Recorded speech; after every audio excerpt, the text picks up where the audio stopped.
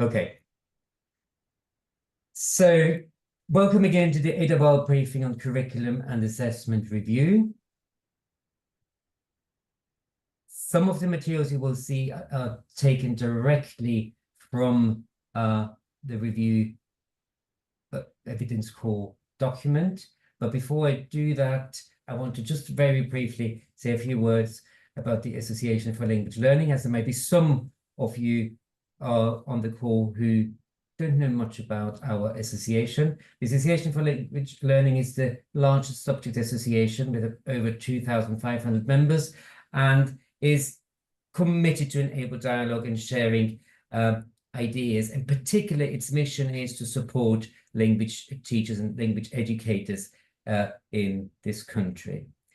I welcome, obviously, wholeheartedly our members and all those who have joined us today. So if you're not yet a member, I need to do the sales pitch. Please consider joining us. There is a link. It's this consultation, or actually it's a call for evidence, but the stronger we are in terms of a membership body, the more serious will be taken when putting responses together. And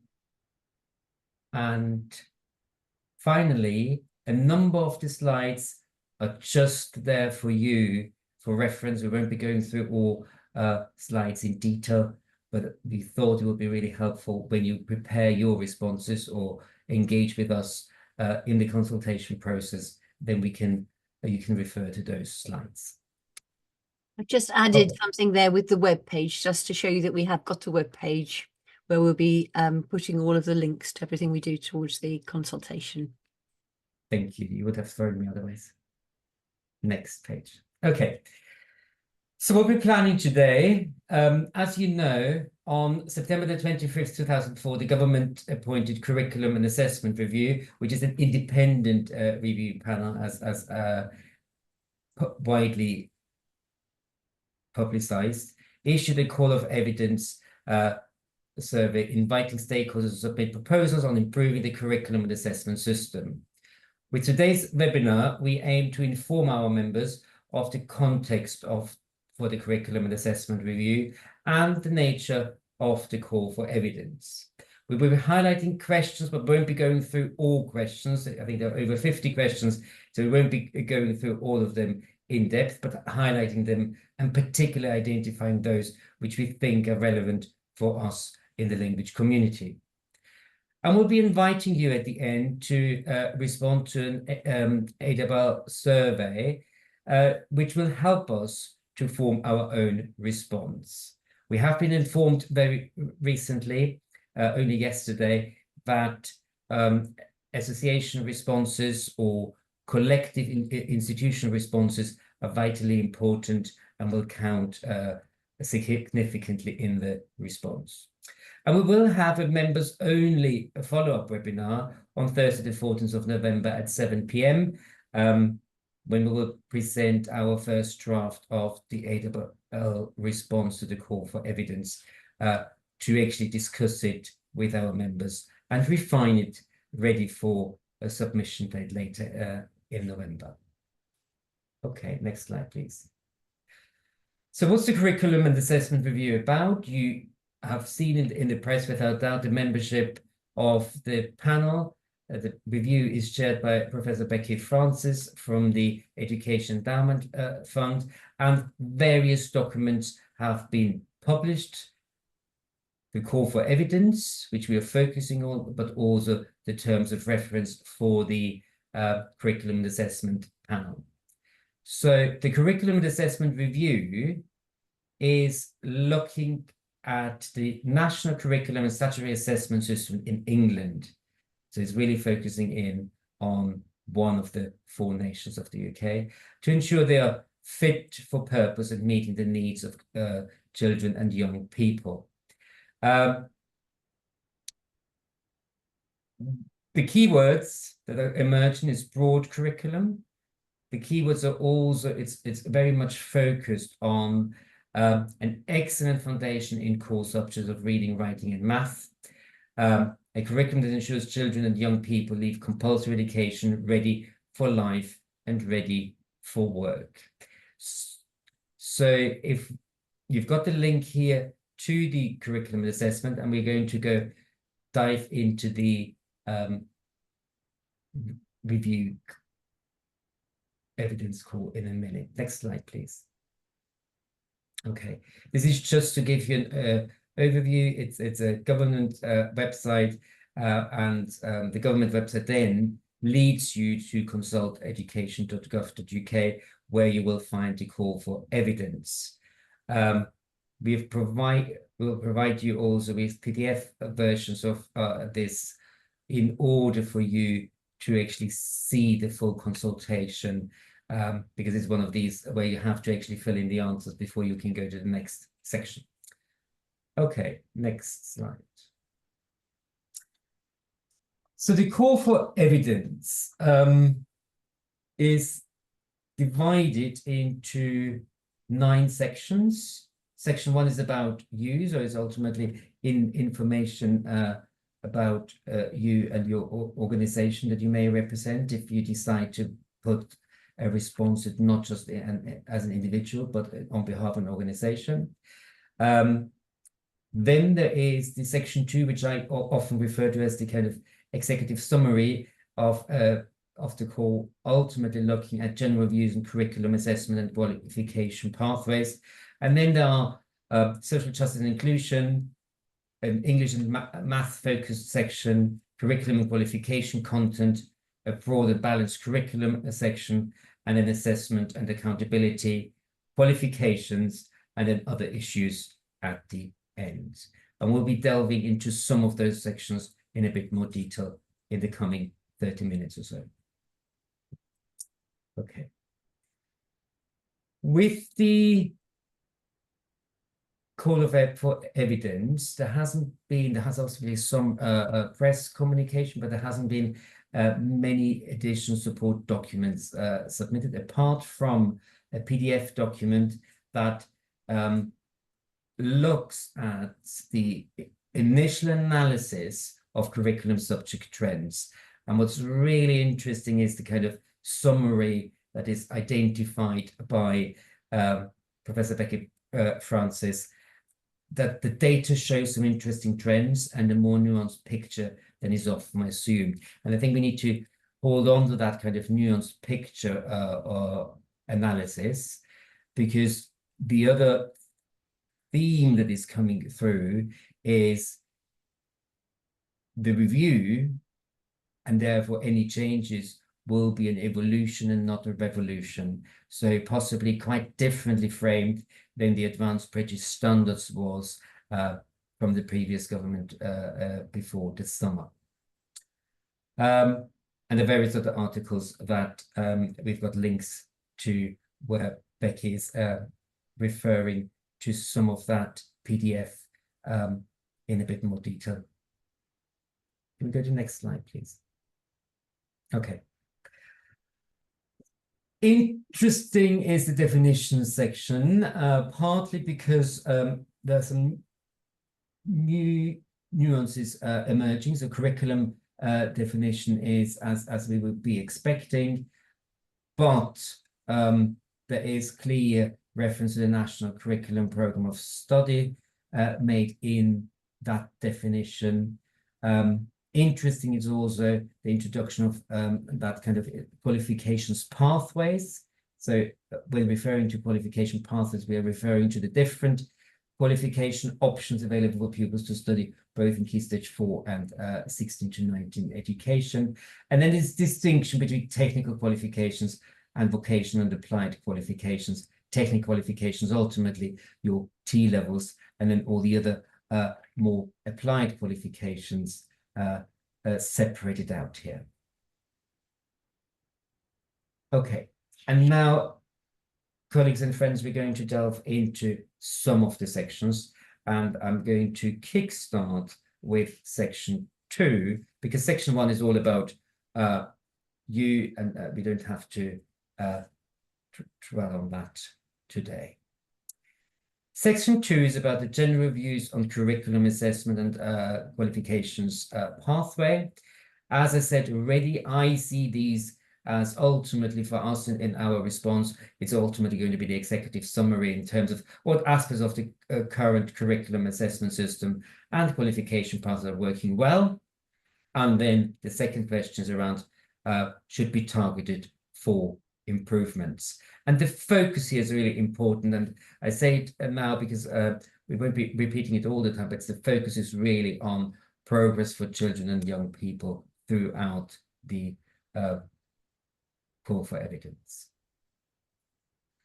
Section 3 is a really important one for us to reflect in terms of social justice and inclusion. The questions are 3 questions around barriers, but then also 1 question really focusing on the kind of enablers for a group of peoples that have been discussed in the other 3 barrier questions.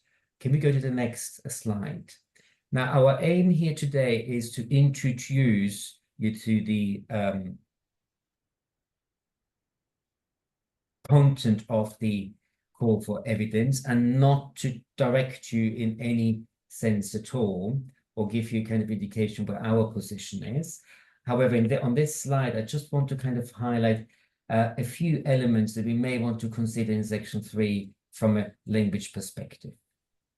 It's a discussion around the accessibility of the curriculum, the content, the examination. A typical example that was widely reported in the press in the past was the kind of example of the skiing trip. Is that accessible curriculum? But also the varying approaches to the option system, and particularly if they're, for example, linked to prior attainment. Are they automatically excluding or including certain groups of people from the outset? The accessible extracurricular activities, so costs for international trips, for example, but also thinking of the teaching staff, and I've taken teaching assistants as an example. To what extent are we, or are they equipped to actually supporting teachers and the pupils in the language progress, or is there an area of where teaching assistants could be enablers if they are receiving better or more targeted training moving forward? Okay, next section. The next section, section 4, is about English and math, and decided for today's purposes we won't be focusing on this, but obviously anyone is more than welcome to respond to those questions as well. And I'll pass now over to Helen, who's talking through section 5 for us. Thank you, Helen. Thank you. So section 5 is where we start to focus on the details of the curriculum and qualifications. As well as listing the questions here on the right-hand side, questions 22 to 27, we've also included a screenshot from the DFE's official blog, the Education Hub, where it's making it clear that the review is done, after the review has been done, all schools, including academies, will be required to teach the national curriculum. And that looking at the national curriculum itself is a key part of the curriculum and assessment review. And the questions also include 16 to 19. So do note that throughout this presentation, which you'll have a copy of, we've given web links to these key documents, which you might want to refer to when you're coming up with your own responses. And they could be used as references in your response. It will be helpful. This seems pretty obvious, but it will be helpful when considering your response to actually look at the national curriculum as it currently stands. The screenshots are from the latest versions of the National Curriculum Framework. And those documents are there. You'll notice that they cover Key Stage 1 and 2 for the primary and Key Stage 3 and 4 for the secondary. But you'll also notice those dates, 2013 and 2014. As we know, it's been a while since they've been reviewed. And in the context of all schools being required to teach the national curriculum, it's right that it is reviewed. Also a reminder that this is what Ofsted should be using at the moment as a basis of its inspections.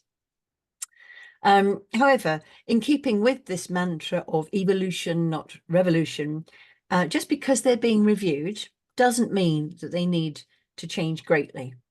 For example, if we look here at the purpose of study and the aims for languages, it's the same in both primary and secondary frameworks. Modern languages, of course, is in that unique situation of having had a recent review for the new GCSE French, German and Spanish, which have just started. As you'll know, this prompted much debate, and it's really pleasing to see that so many organisations and teachers were able to express their support for the fundamental aims of the national curriculum, such as communication, use of authentic materials. And that was done through the all-party parliamentary group statement. So it is important to be explicit in stating support for the aims of the national curriculum for languages.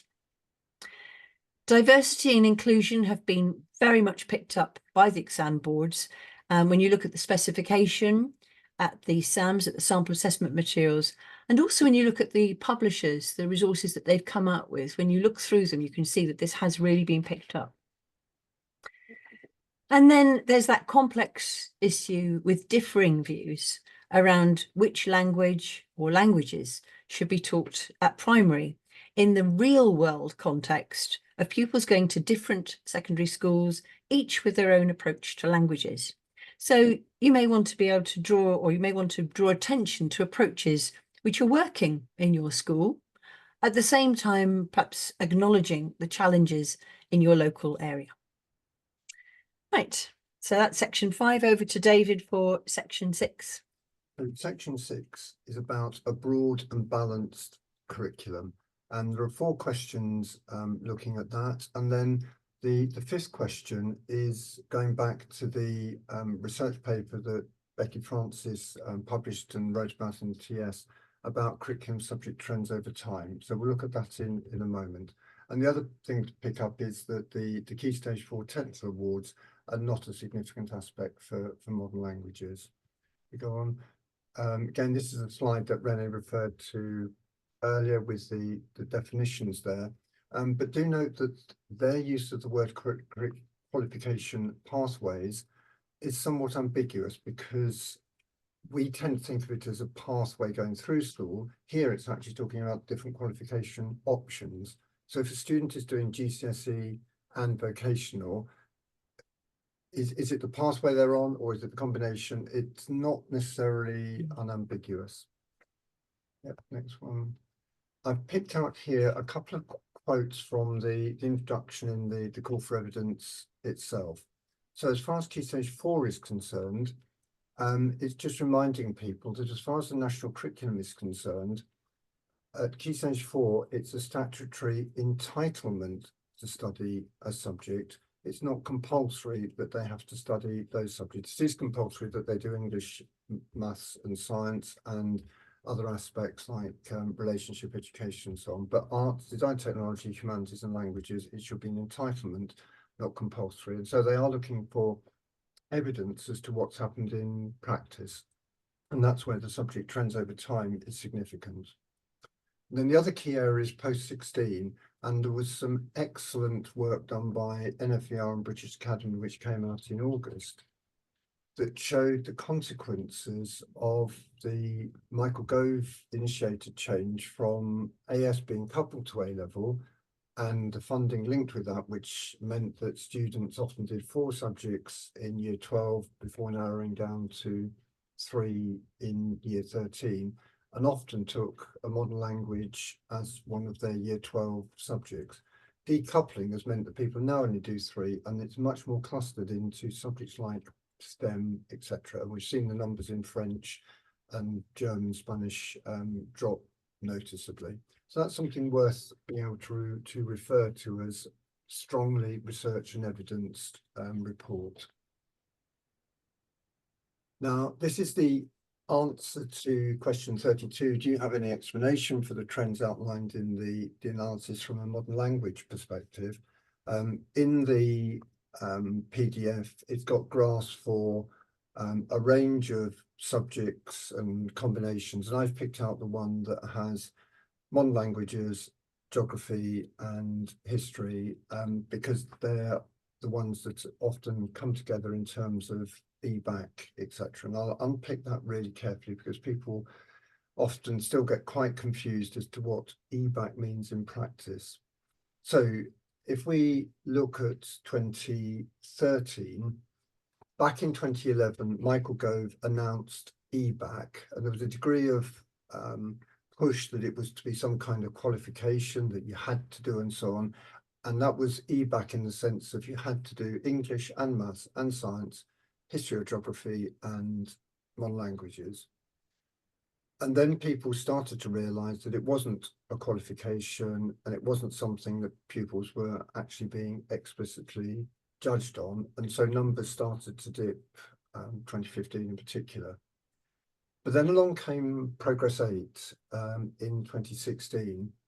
And this is one of the confusions that there's a EBAC 3 bucket where the best 3 out of the EBAC subjects, science, history, geography and languages, go into that bucket. And people realised that because of severe grading in languages, the optimal route was to go for 2 sciences and history or geography. And so you can see the history and geography go up and languages go down. So in that sense, Progress 8 had a negative impact on the uptake in languages. 2019, Ofsted had a new framework which referred to broad, balanced and ambitious. Subtext was you had to be doing EBAC, and within that, for most schools, the issue was around languages. And so there's been a pretty static situation of schools feeling under pressure that they have to offer a language, and the numbers have stayed pretty constant over time. There's been a fluctuation in the choice of language. Many schools have picked up Spanish and dropped German, but the net effect has been pretty flat. And I think it's really important at this point to be stressing that we see languages as part of a broad and balanced curriculum. And it isn't at the expense of other things. And that's where Becky Francis's article is so important, because there's a very simplistic going around at the moment that EBAC has squeezed out the creative. And the very fact that Becky, as the chair, chose to write in the TS to highlight that art and design continues to thrive at GCSE and uses words like nuanced, shows that we need to make the case that languages can coexist alongside creative, etc., etc. It's an and, not an or. And then the other key point really is around post-16, that decoupling hit languages hard. We need to do something to promote wider study post-16. Now we look at assessment and accountability.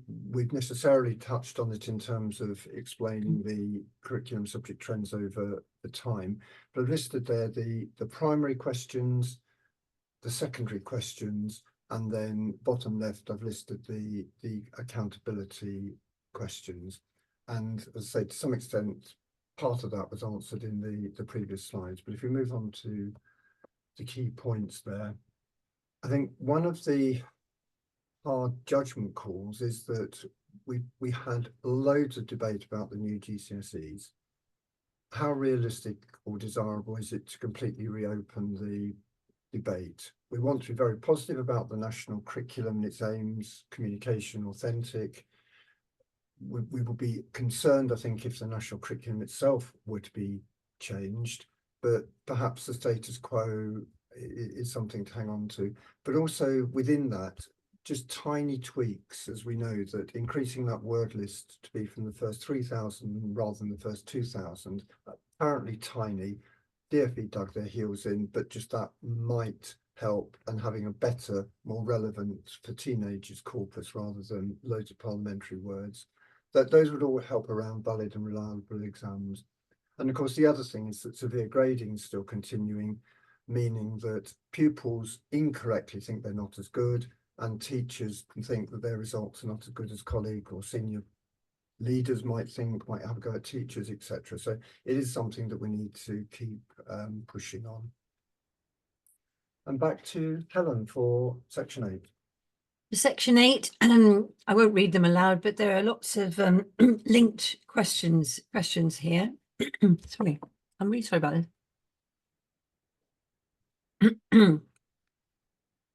And as far as key points, well, David highlighted back in section 6 about that impact of the decoupling of A's from the A2.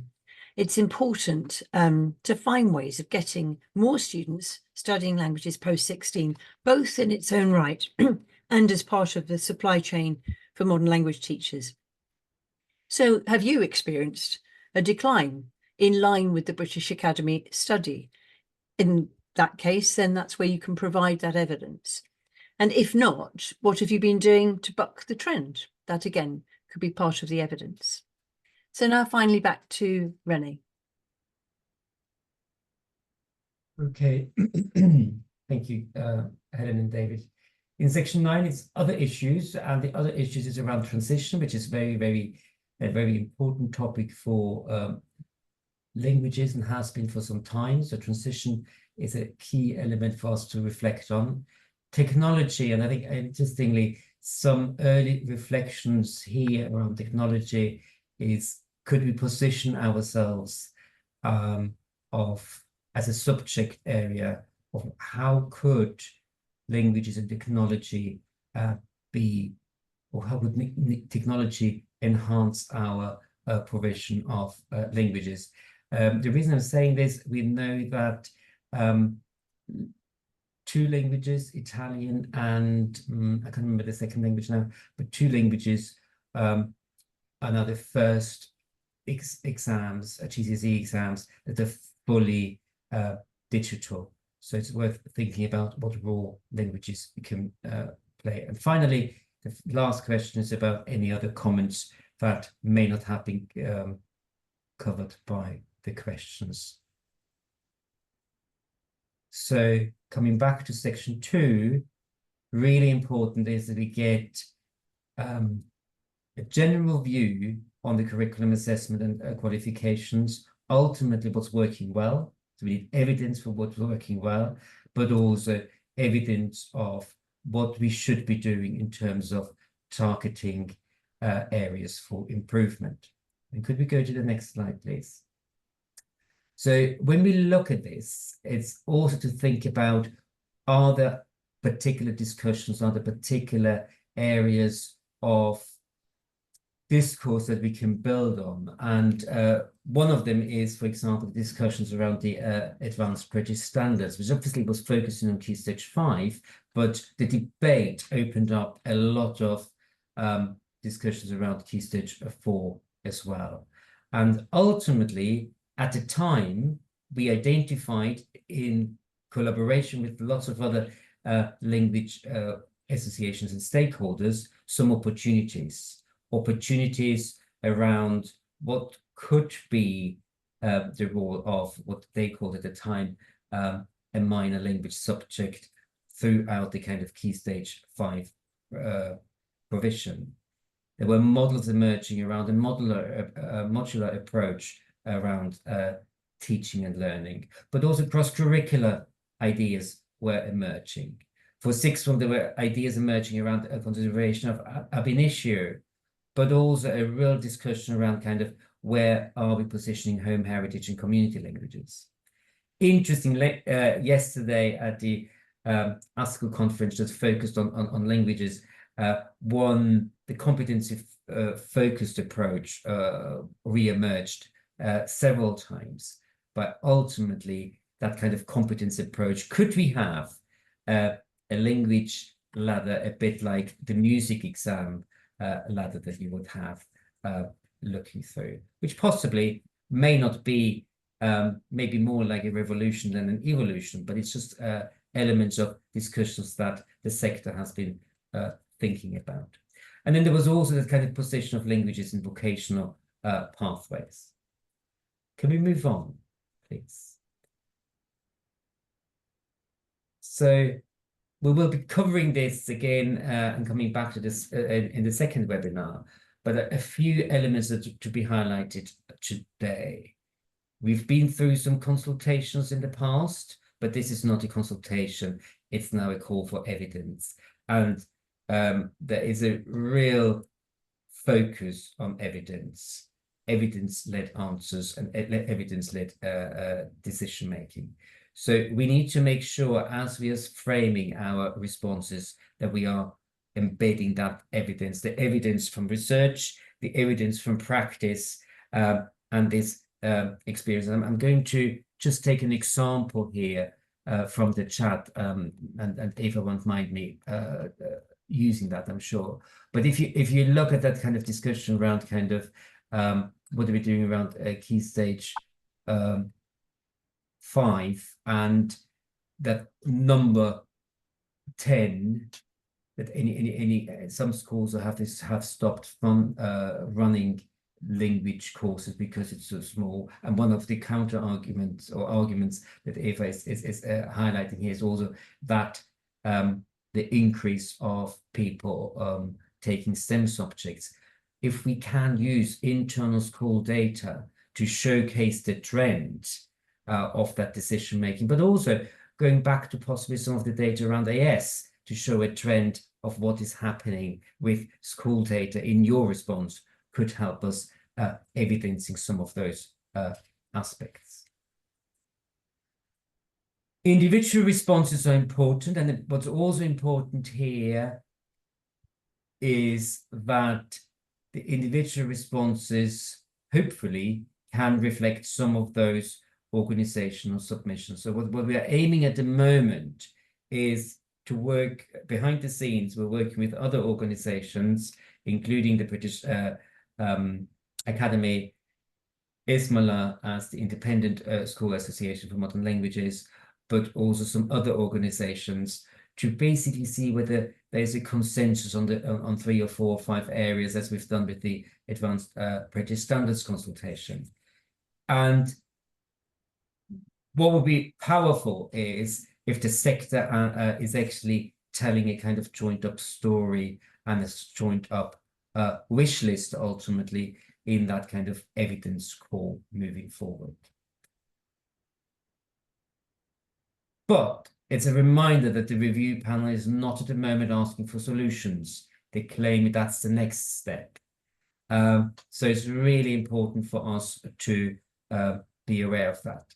In terms of next steps, so first of all, we will be sharing with you today the link to the AWL survey, which we kindly ask you to respond to by Friday, the 8th of November at 12 o'clock noon. We will then be analyzing this, ready for our webinar on Thursday, the 14th of November. And we've moved the start date to 7 p.m. so we are not interfering with any football fans watching the England match. At this seminar, we will also share emerging key themes, and members will have the opportunity to comment on those. So we'll be kind of a more open discussion rather than today's kind of input focus. And AWL will be submitting a response, and we'll be sharing obviously the key aspects with colleagues and members. So please can I invite individual members again to submit their own individual versions, but also refer hopefully to some of the aspects that we're making in the AWL response. And earlier, at the end of last week, the Department of Education has issued invitations to regional roadshows. Can I encourage you to engage in those and position languages in that debate as well, because I think it's important that languages are kept in the discourse of the wider curriculum development at those meetings. Okay. I think at this stage, I'm going to say thank you. And we've decided that we will be stopping the recording at this stage. And we'll be looking at the chat and also invite colleagues